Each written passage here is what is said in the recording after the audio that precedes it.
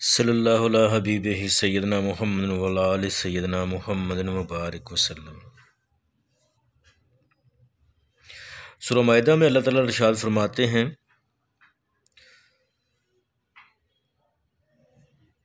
उनका मकसद ये है कि मैं तेरा मुकाबला नहीं करूँगा, अगरचे मैं तुझसे ज़्यादा ताकतवर और ज़ोर आवर हूँ, क्योंकि तूने अज़म कर लिया है। जिस चीज़ का अज़म कर लिया है, इस तरह मेरे कत्ल का गुनाह और साबका सरकशियों का वबाल सब तेरे कंधों पर होगा। सालेहीन फरमाते हैं कि इसका हरगज़ ये मकसद नहीं कि मकतूल के ज़िंदगी भर के गुनाह कातिल के खाते में लिख दिए जाते हैं, जैसा कि बाज़ लोगों ने कहा। इब्न जुरैर बयान करते हैं कि इस मफ़हूम के ख़िलाफ़ इजमा है।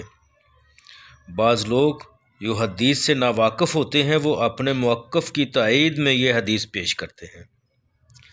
कातिल मकतूल के तमाम गुनाह ले लेता है और उसे बिल्कुल साफ़ कर देता है, उसकी कोई असल नहीं है।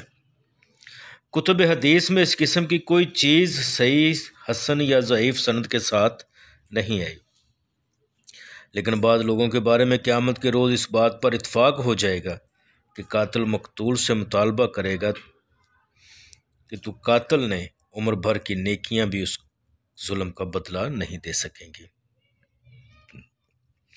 तो फिर मकतूल के गुनाह भी कातिल के नामामाल में लिख दिए जाएंगे, जैसा कि तमाम मुज़ालिम के बारे में हदीस सही से यही साबित होता है।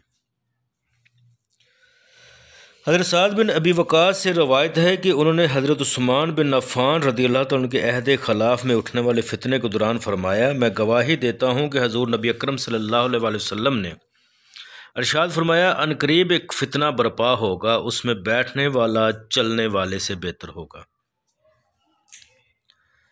एक शख्स ने अर्ज़ किया कि या रसूलल्लाह सल्लल्लाहु अलैहि वसल्लम, आपकी राय क्या है कि अगर एक शख्स मेरे घर में दाखिल हो जाए और मेरे कत्ल के लिए मेरी तरफ हाथ बढ़ाए तो मैं क्या करूं? नबी अकरम सल्लल्लाहु अलैहि वसल्लम ने इरशाद फरमाया, तुझे हज़रत आदम अलैहिस्सलाम के बेटे की तरह हो जाना चाहिए। हज़रत हुज़ैफ़ा बिन यमान से रवायत है कि आप सल्लल्लाहु अलैहि वसल्लम ने इरशाद फरमाया, हज़रत आदम अलैहिस्सलाम के नेक बेटे की तरह हो जा। हज़रत अबू ज़र गफ़ारी रज़ियल्लाहु अन्हु से भी इस किस्म के अल्फाज रवायत किए गए हैं।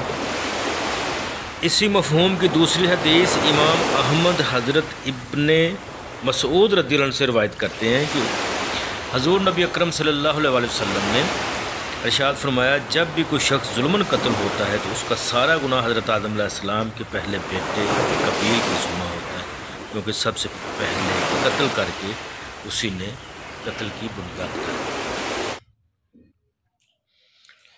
बरकैफ जब कबील ने हबील को कत्ल किया तो उसकी लाश को 1 साल तक अपने कंधों पे उठाकर फिरता रहा। बाद लोग कहते हैं 100 साल तक लाश को उठाए फिरता रहा, हत्ता कि अल्लाह ने 2 कव्वे भेजे।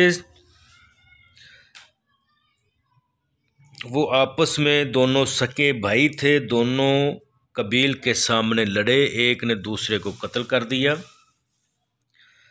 जब एक मर गया तो दूसरे ने अपनी चोंच से ज़मीन में गड्ढा खोदा और मुर्दा कव्वे को उस गड्ढे में दफन करके मिट्टी डाल दी और जगह बराबर कर दी। कबील देखकर कहने लगा, हाय अफसोस, मैं तो कव्वे से भी आजिज़ निकला, अपने भाई की लाश को दफन नहीं कर सका। फ़ौरन एक गड्ढा खोदा और अपने भाई की लाश को दफन कर दिया। अल्लाह ताला हम सब पे अपना फ़ज़ल करे और हमें नेक अमाल की तौफ़ीक़ अता फ़रमाए। सल्लल्लाहु अला मुहम्मदिन व